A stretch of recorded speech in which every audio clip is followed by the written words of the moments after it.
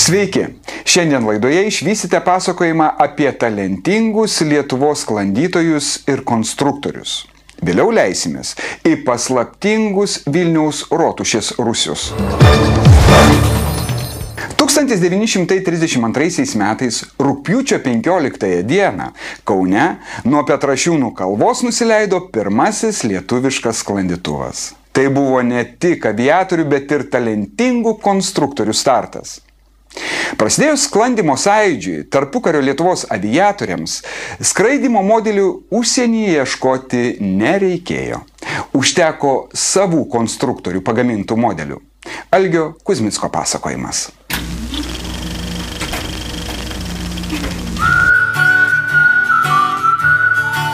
Sklandytuvas visada leidžiasi žemyn. Jį pakelia arba variklis pakelia, arba išvilktuvas, arba lėktuvas ir jis turi būtinai leisti žemyn. Nes pakilęs jisai turi potencinės energijos, nes turi aukščio ir turi kažkokį greitį būtinai. Tad prarasdamas tos potencinės energijos, jisai visą laiką po truputį leidžiasi žemyn. Ir kuo sklandytuvas geresnis, tuo mažesnių kampų leidžiasi, tuo toliau gali nuskristi turėdamas kažkokį aukščio vienetą.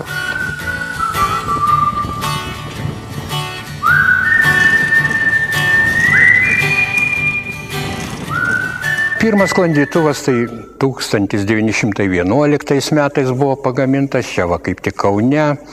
Na, bet jis, žinoma, šitas faktas neturėjo pratęsimo.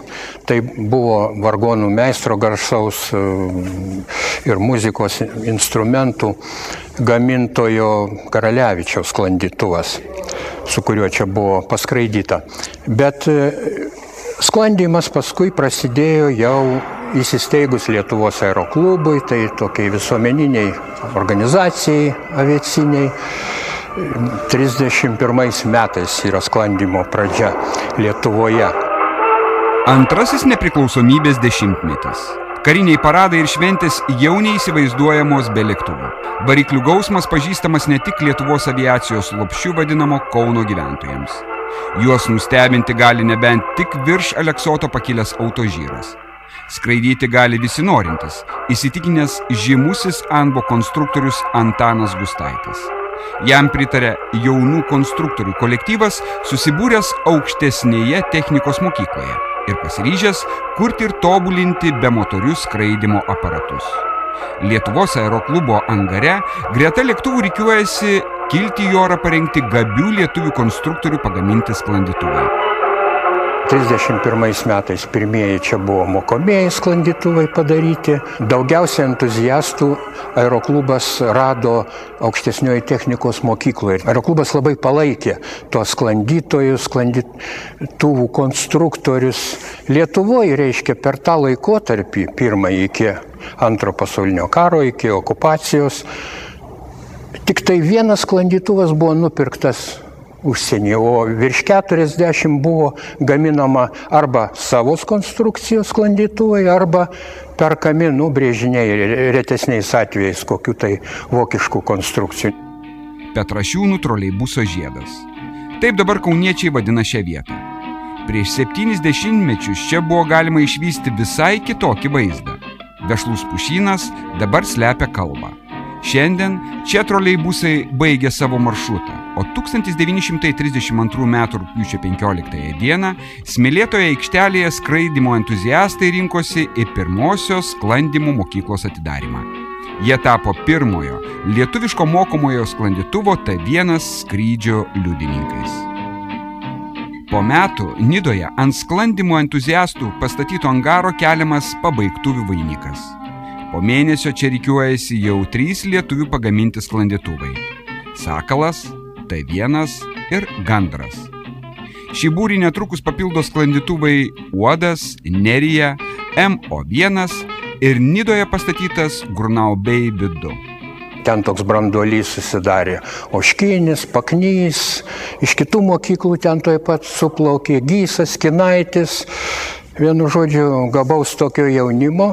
Jie pradėjo skraidyti. 33 metais aeroklubas pagal vokiečių pavyzdį, kadangi vokiečiai Kuršių nerijoje ten turėjo sklandymo mokyklą, smėlis labai geras daiktas sklandytuvui, grubiai tupiant, reiškia, be to kopos, virš kopų susidaro antvėjis toks, kuris kelia sklandytuvo galima skrieti. Vienu žodžiu, 3 metais buvo įkurta sklandymo mokykla Nidoje ir jinai sėkmingai veikė, vis plėsdama savo veiklą iki 39 metų pradžios, kai vokiečiai užgrobė Klaipėdos kraštą. Tuo Lietuvos sklandymo istorija nesibaigė. Entuziastai grįžta į smėlėtas Pažaislio kalvas. Sklandytuvai kyla Ąžuolyne ir Virbaliūnuose prie Kulautuvos. Aleksoto oro uoste krikštėjami Vanagas, Šarka, Šilkasparnis ir pirmasis lietuviškas akrobatinio skraidymo sklandytuvas Bro 4 Rūta. Žiūrint šias Lietuvos aviacijos muziejuje saugomas nuotraukas tenka apgailestauti, kad nei vieno tarpukaryje lietuvių sukonstruoto sklandytuvo nepavyko išsaugoti. Sovietų ir vokiečių okupacijos smogė ne tik konstruktoriams, bet ir jų kūriniams. Vienintelis per stebuklą išlikęs eksponatas – pirmasis Antano Gustaičio lėktuvas Anbo. Šitas laikotarpis tai buvo labai toks žymus Lietuvoje. Kilo daug, taip sakant, kilo ir pats ta idėja, tas sklandymo sportas išsivystė, konstruktoriai išaugo ir net paskui sekusi sovietinė okupacija šito dalyko jau nebegalėjo sužlugdyti, nors buvo viskas daroma. Pirmaisiais metais po karo išvis buvo draudžiama skraidyti. Buvo leidžiama skraidyti su mokomaisiais sklandytuvais tarpais, ten Stalino dar laikais iki 53 metų, tai palei žemę ten tokie, kaip sakydavo, varlės šuoliai. Strikt sklandytuvas su guminio lynu patemptas, paskrenda ten, pakyla 5 metrų, porą šimtų metrų nusklendžia visas balius, kaip sakyti. Aviatoriams pavyko įtikinti vietinius partijos šulus, kad Lietuvoje būtina statyti sklandytuvų gamyklą. Baigiant ruošti pirmąjį sklandytuvą, atskriejo įsakymas iš Maskvos sklandytuvų gamyklą sustabdyti. Kaip lietuviams pavyko įsitvirtinti pasaulinėje rinkoje, pasakosime netrukus. Tęsime Algio Kuzmicko pasakojimą apie žymius konstruktorius ir unikalius jų kūrinius, apie sklandytojų ir konstruktorių rekordus. Netrukus keliausime į vieną iš 3 pasaulyje esančių sklandytuvų gamyklų. Oškinis, Paknys, Gysas, Karvelis. Šias ir daug kitų sklandytuvų konstruktorių pavardžių galima išgirsti lankantis Lietuvos aviacijos muziejuje. Muziejaus darbuotojų pastangomis buvo išsaugoti keli sovietmečių kurti sklandytuvai. Tačiau po antrosios okupacijos prasidėjusio Lietuvos sklandymo judėjimo pradžios vėl tenka ieškoti nuotraukose. 1949 metais į orą pakilo mokomasis dvivietis sklandytuvas A2. Bronius Oškinis konsultuoja jauną konstruktorių Kuzmicką.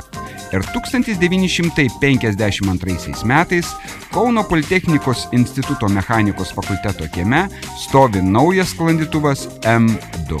Konstruktorius Motekaitis 1952 metais pagamina sklandytuvą Moti 2. Sklandytojas Arbačiauskas 1954 metais išmėgina Oškinio kūrinį Bro 9. Dar po metų sklandytojai rikiuojasi prie Bro 10 ir Bro 11. Susikūrė tokia aviacijos sporto federacija 58 metais. Jinai paprastai išsirinkdavo, kaip mafija kokia, išsirenka iš didelių viršininkų kokį nors vadą, kad jis padėtų tenai tvarkyti reikalus. Ir po truputėlį, prasidėjo vis trukdant tam DOSAF-ui. Savanoriška draugija armijai ir laivynui remti.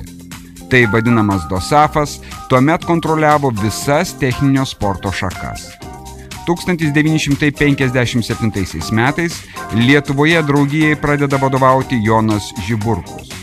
Galima įvairiai vertinti šio generolo veiklą, tačiau jo pastangomis aviatorių projektams dažnai uždegta žalia šviesa. Oškinio 3 konstrukcijos buvo gaminamos Bro 9.